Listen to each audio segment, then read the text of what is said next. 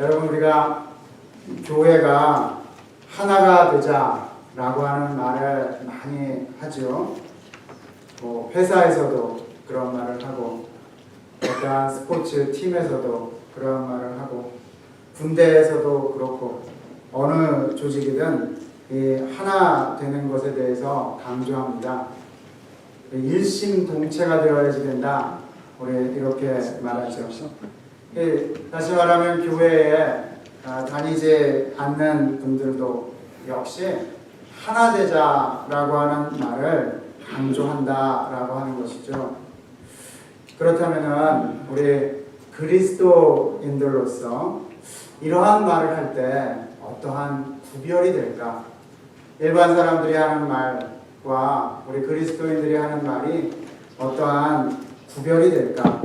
우리가 한번 이 설교 시간에 같이 나누려고 합니다. 우리가 다 아는 대로 교회가 전환기에 있습니다. 목회자가 사임하고 또 새로운 목회자가 또 이제 부임하게 되어지는 그러한 전환기에 이 하나님의 교회, 이 지역교회가 놓여 있는 것을 잘 알고 계실 겁니다. 바로 이러한 때에 오늘 이 함께 나누는 이 말씀이 우리 모두에게 기억되어지는 말씀 되어지기를 소원합니다. 세 가지로 우리 교회가 하나 되자라고 하는 것이 신앙적으로, 성경적으로 어떠한 의미인지 같이 나누려고 합니다. 첫 번째는요, 우리가 하나 되자라고 하는 것은요, 함께 하늘의 부르심을 걸어가는 데 있어서 하나 되는 것이다. 하나 되자라고 하는 것은 함께 하늘의 부르심을 받아 걸어가는 데 있어서 하나 되자라고 하는 의미입니다. 우리 3장 1절 말씀 같이 다시 한번 받들어 읽도록 하겠습니다. 우리 같이 읽을까요? 시작. 그러므로 함께 하늘의 부르심을 받은 거룩한 형제들아, 우리가 믿는 도리의 사도이시며 대제사장이신 예수를 깊이 생각하라. 그러므로 함께 하늘의 부르심을 받은 거룩한 형제들아. 여러분이 히브리서 3장의 배경은요, 광야 생활을 하는 이스라엘 백성을 떠올리게 하면서 이 내용들이 전해집니다.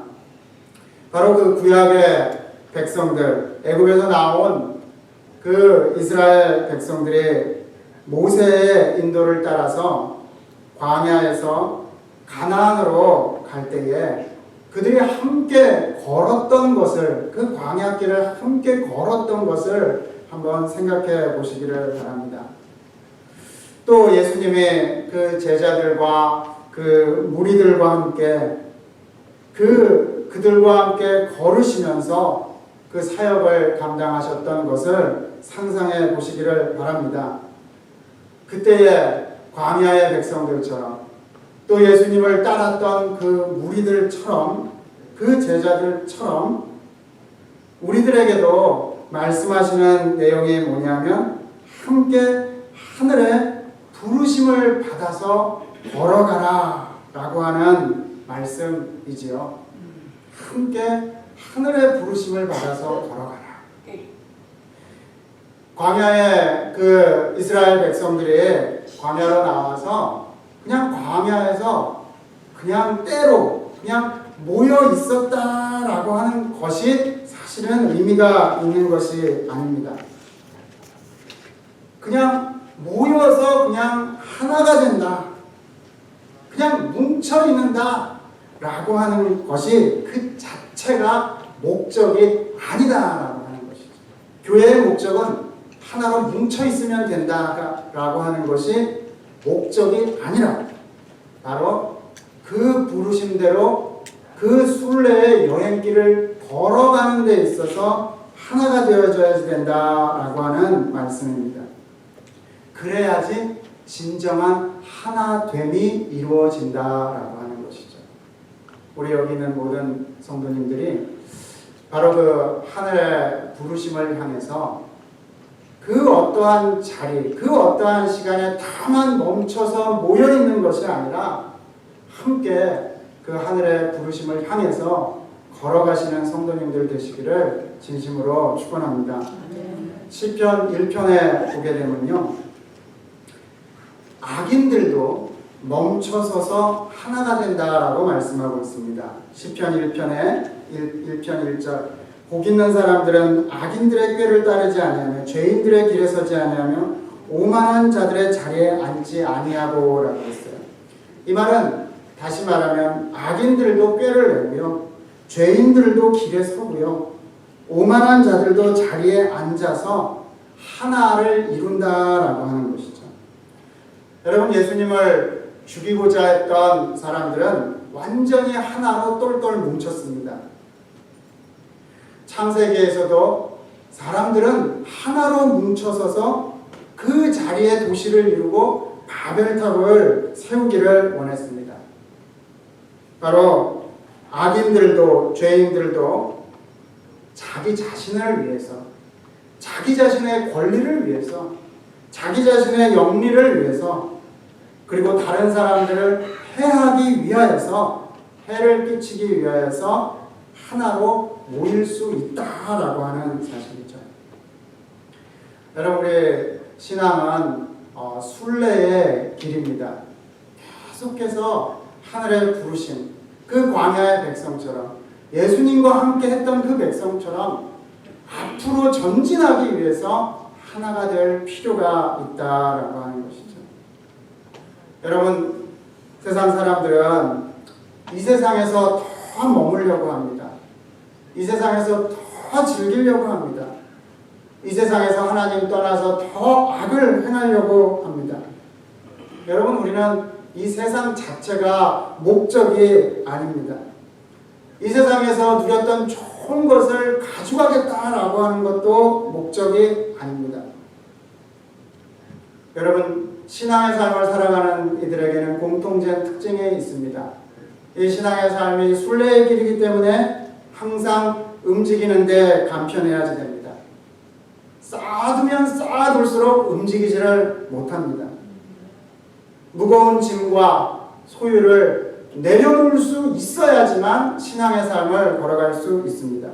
히브리서 12장 1절에 모든 무거운 것과 얽매이기 쉬운 죄를 벗어버리라 라고 말씀하고 있습니다.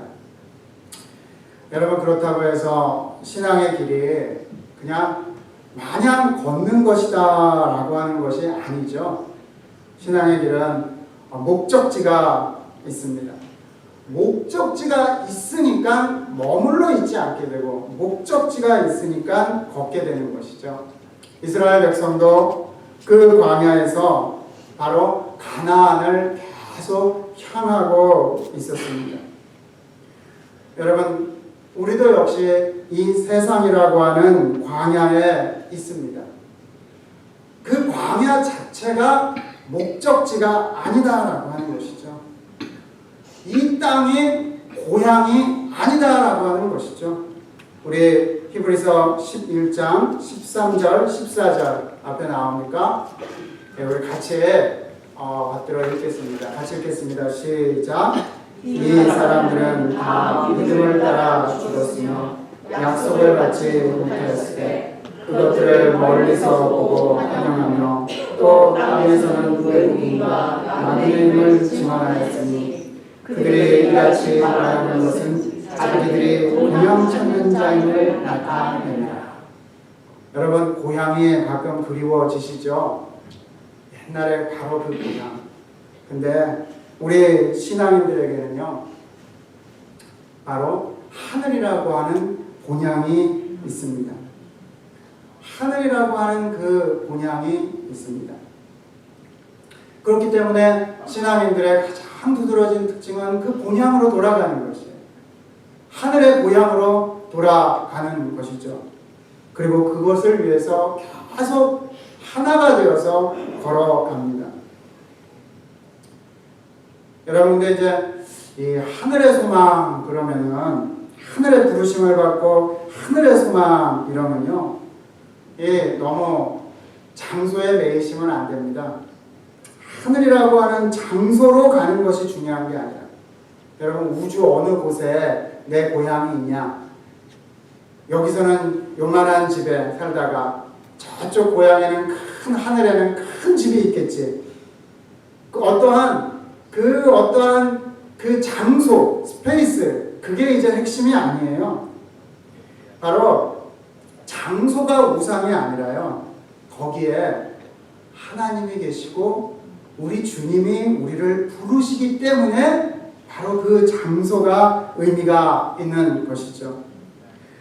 하나님이 계시는 곳으로 가는 것, 그것이 바로 똑같은 말입니다.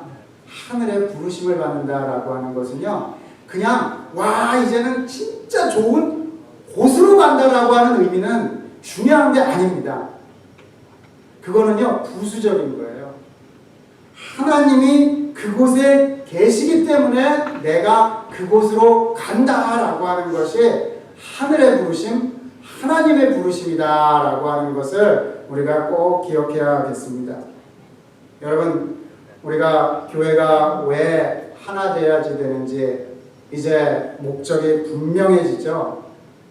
하나님이 계신 곳으로 우리를 부르시고 우리가 그곳에 같이 가야지 되기 때문에, 그 하늘 본향에 같이 가야지 되기 때문에 하나가 되는 것이다. 걸어가야지 되기 때문에, 그 신앙의 여정을 함께 가야지 되기 때문에 하나가 되는 것이다. 다만 내가 여기 머물러 있기 위해서, 내가 이 세상을 즐기기 위해서 하나가 된다라고 하는 의미가 성경에서는 아니라, 하늘 본향, 아버지가 계시는 그 본향으로 가기 위해서 하나가 된다라고 하는 것을 우리가 함께 기억하기를 원합니다.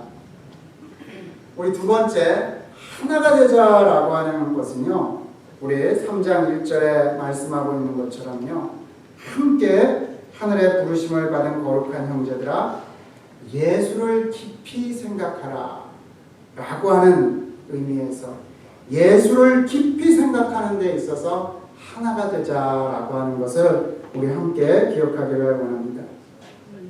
여러분, 지난 주간 무엇을 가장 많이 생각했습니까?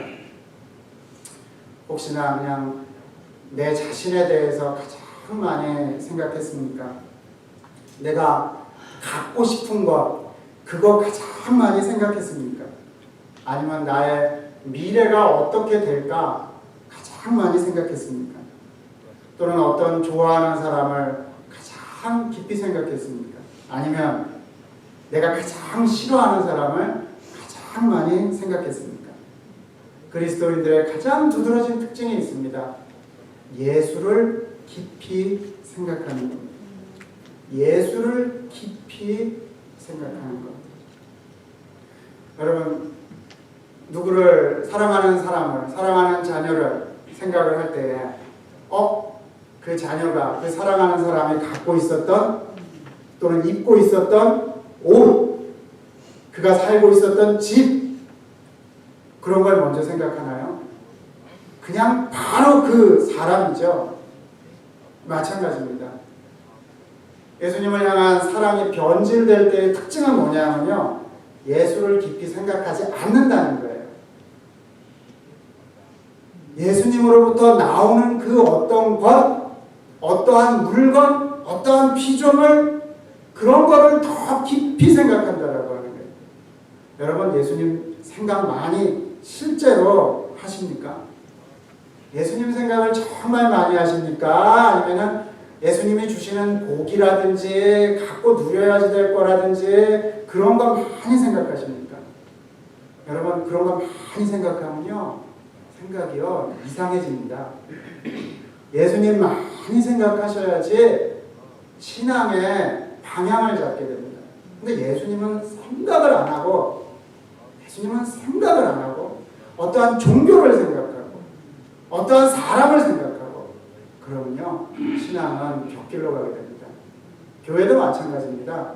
예수님에 대해서 생각하는 게 없어요.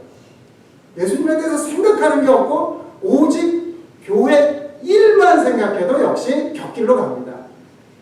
아까 말씀을 드렸죠. 살아계신 그 인격을 깊이 생각해야 되는 거예요.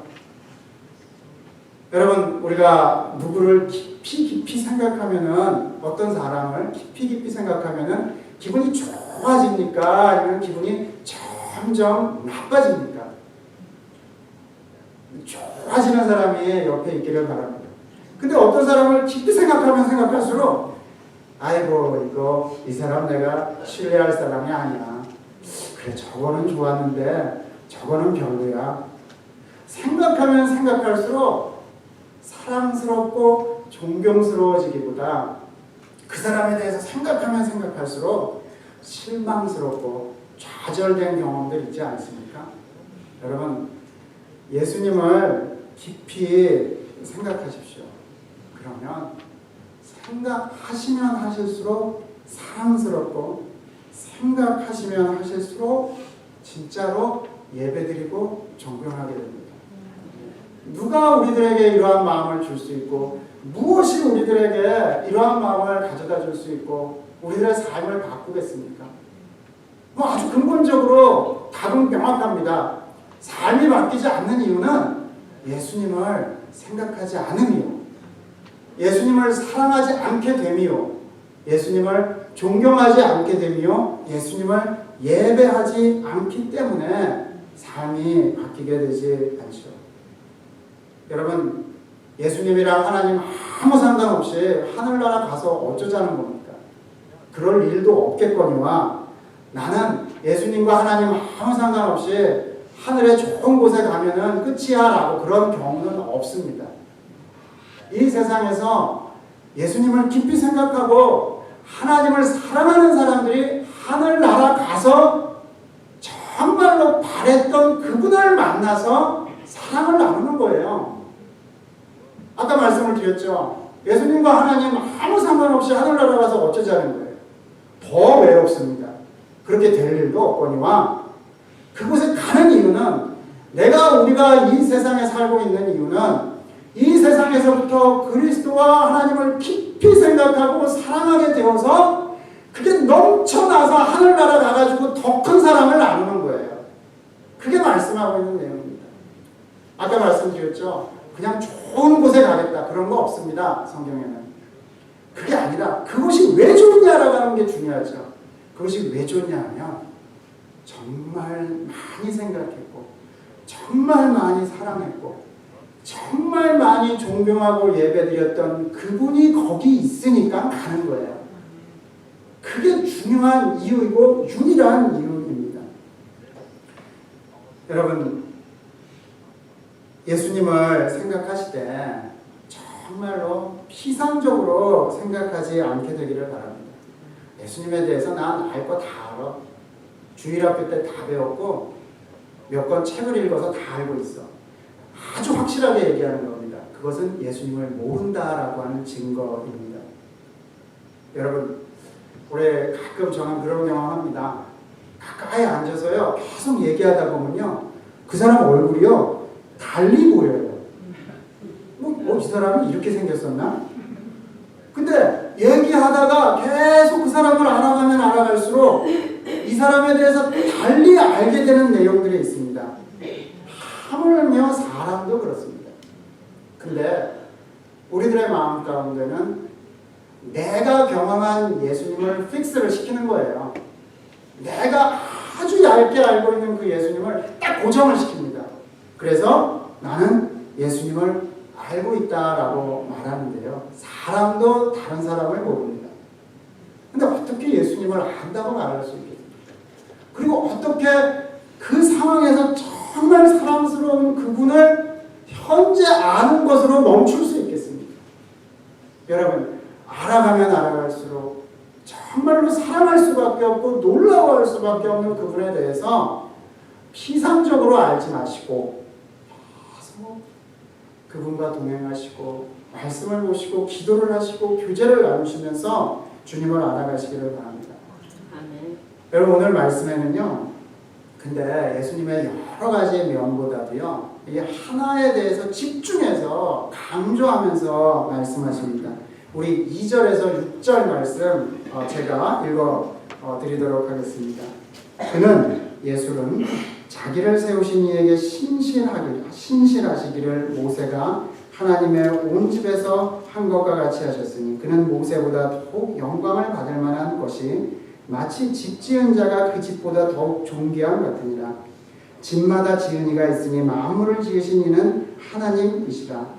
또한 모세는 장래 말할 것을 증언하기 위하여 하나님의 온 집에서 종으로 신실하였고, 우리 6절 같이 읽겠습니다. 6절 같이 시작. 그리스도는 하나님의 집을 맡은 아들로서 그와 같이 하셨으니 우리가 소망의 확신과 자랑을 끝까지 굳게 잡고 있으면 우리는 그의 집이라. 특별히 예수님의 어떠한 것을 강조하고 있습니까? faithfulness, 충성됨, 신실함, 그것을 깊이 생각하라라고 합니다. 우리 주님이 얼마나 이 땅 가운데서 신실하셨는가, 우리 주님이 이 땅 가운데서 얼마나 충성되셨는가. 여러분, 우리가 알 수 있겠죠? 그러면 우리가 이 하나 되어서 걸어가는 이 신앙의 길에서 무엇이 중요할까? 예수님도 모세도 다 이 땅 가운데서 faithful, 신실했어요. 충성스러웠어요. 여러분, 신앙의 길에서 하나 되어 걸어갈 때에 우리에게 중요한 것, 그것은 바로 예수님의 신실함과 같이 이 땅 가운데 끝까지 신실하게 걸어가는 것입니다. 신실하게, 충성스럽게. 예수님을 묵상할 때 무엇을 묵상해야 된다고요? 정말 묵상해 보십시오. 예수님의 성품을 많이 묵상하겠지만 정말 묵상해 보셔야 될 내용은 뭐냐면 예수님의 신실하심입니다. 우리 모든 성도님들에게 우리 자신은 못한다 하더라도 우리 주님의 그분을 깊이 묵상할 때에 그분의 신실함대로 우리도 걸어가기를 애쓰는 우리 모두가 되기를 소원합니다. 마지막 세 번째로요, 하나 되자. 우리가 하나 되자라고 하는 것은 무엇을 의미하느냐 했을 때 피차 권면에서 죄의 유혹에서 벗어나는 데 있어서 하나 되자라고 하는 것을 꼭 기억하시기를 바랍니다. 13절에 오직 오늘이라 일컫는 동안에 매일 피차 권면하여 너희 중에 누구든지 죄의 유혹으로 완고하게 되지 않도록 하라. 여러분, 중국의 고전 가운데 중용이라고 하는 책이 있습니다. 거기에 신독이라고 하는 단어가 있는데요. 이거는 어떠한 의미냐면 군자가 보지 않는 곳에서도 삼가하고 들리지 않는 곳에서도 스스로 두려워한다라고 하는 의미입니다. 군자는 어떤 사람이냐? 대인배는 어떠한 사람이냐? 보지 않는 곳에서 스스로를 삼가하고 들리지 않는 곳에서도 스스로 두려워한다라고 하는 의미입니다. 또 이러한 말을 계속 이어서 하고 있는데요. 숨겨져 있는 것보다 더 잘 보이는 것은 없고 아주 작은 것보다 더 잘 드러나는 것은 없다. 그러기에 군자는 홀로 있을 때 스스로 삼가한다라고 말씀하고 있습니다. 여러분, 죄의 유혹은요, 분명히 아무것도 죄 지을 환경이 아닌데도 불구하고 혼자 있어도 열심히 죄 짓게 됩니다. 혼자 있어도. 비록 이러한 고전에서 알려주지만 우리들에게는 바로 우리가 섬기는 주님이 있기 때문에 이러한 모습대로 더 분명하게 스스로를 삼가하면서 죄의 유혹에서 벗어나야겠죠. 근데요, 이 죄의 유혹은 분명히 어떠한 경로를 통해서 들어오게 되냐면 같이 모여 있음으로 말미암아 죄는 더욱더 견고해진다라고 하는 것을 우리가 기억해야겠습니다. 히브리서 3장 8절 9절 우리 같이 읽어보겠습니다. 8절 9절 같이 읽습니다. 시작. 광야에서 시험 날에 거역하던 것 같이 너희 마음을 완고하게 하지 말라. 거기서 너희 열조가 나를 시험하여 증언하고 40년 동안 나의 행사를 보았느니라. 얼핏 보면 광야 같은 데서 홀로 있으면 죄 안 지을 것 같은데 홀로 있으면서도 죄 짓고요. 무엇보다 광야에서 다른 게 환경이 없어도 같이 있음으로 말미암아서 서로 죄 지으면서 마음이 완고해진다는 건 돌덩이처럼 단단해진다라고 하는 것이죠. 하물며 광야에서도 아무것도 없는 그 광야, 주변의 문화로부터 영향을 받지 않는 그곳에서도 우상을 만들어낸다라고 하는 것입니다. 우상을 만들어낸다. 여러분, 두세 사람이 내 이름으로 모인 곳에는 나도 그들 중에 있다라고 하는 우리 말씀을 기억합니다.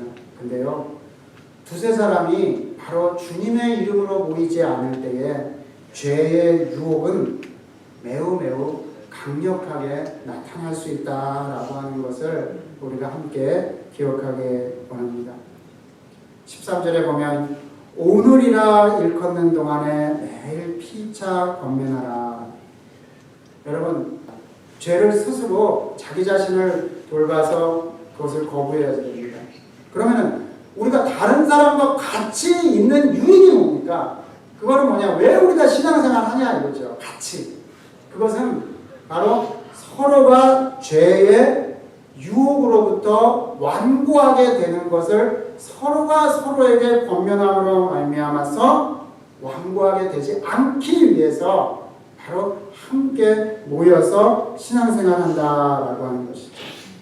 안타깝게도 이스라엘 백성은 광야 생활 가운데 17절에 나오는 내용을 경험합니다. 그게 뭐냐면 또 하나님이 40년 동안 누구에게 노하셨느냐? 그들의 시체가 광야에 엎드러진 범죄한 자들에게가 아니냐. 여러분, 교회라고 하는 공간은 우리 주님이 항상 중심이 되셔야지 됩니다. 항상 주님을 더 사랑하기 위해서 애쓰면서 모여야지 됩니다. 항상 죄의 유혹에서부터 서로를 권면하기 위해서 교회에 모여야지 됩니다. 그렇지 않으면 교회라고 하는 공간은 오히려 죄를 그냥 받아들이고 죄 가운데서 더 단단해질 분명한 모습들도 있다는 것이죠. 사실 잘 생각해 보세요. 세상에 어느 지역교회가 영원한 교회다라고 말하는 교회는 없습니다. 교회는 주님의 살아계심이 입증되어지고 성도 간에 하나로 하늘의 순례길을 걸어가야지 된다라고 하는 고백이 나타나고 죄의 세상의 그 문화를 막아서겠다라고 하는 결단이 교회 안에 없으면 교회는 하나님을 오히려 거역하는 교회가 될 수 있다라고 하는 것이죠. 여러분, 세상 문화가 얼마나 대단합니까? 돈 문화, 물질 문화가 얼마나 대단합니까? 우리는 사실 그 가운데서 다 자라고 그 가운데 있는 물을 먹고 사는 사람들입니다. 그러면 이 가운데서 어떻게 우리가 하나님을 사랑하고 예수 그리스도의 충성됨을 기억하면서 걸어갈 수 있겠습니까? 예수를 깊이 생각하시고 그 부르심의 목적지가 있다고 생각하시고 함께 정말로 손을 붙잡고 걸어가야지만 교회가 교회다움을 나타낼 수 있다는 것이죠. 여러분, 교회에서는요, 죄에 대해서 목회자가 말할 수 있어야지 교회다워집니다. 두 번째는 목회자를 포함하여서 모든 성도들이 피차 권면할 수 있는, 죄를 고백할 수 있고 권면할 수 있는 그러한 공동체가 되어야지 교회는 교회다워집니다. 우리 모든 성도님들이 아까 그 신독과 같이 자기 자신에 대해서는 엄격하시고 타인에 대해서는 너그러우시고 권면하시고 살피시는 우리 사랑하는 포트 마이어스 한인 장로교회의 우리 성도님들 되시기를 진심으로 축원합니다.